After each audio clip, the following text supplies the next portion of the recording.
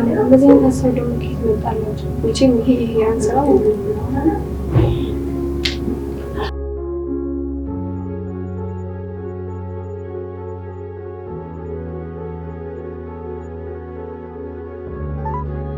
የደወሉላቸው ደንበኛ ቴሌፎን ጥሪ እያስተላለፈ ነው። እባክዎ ትንሽ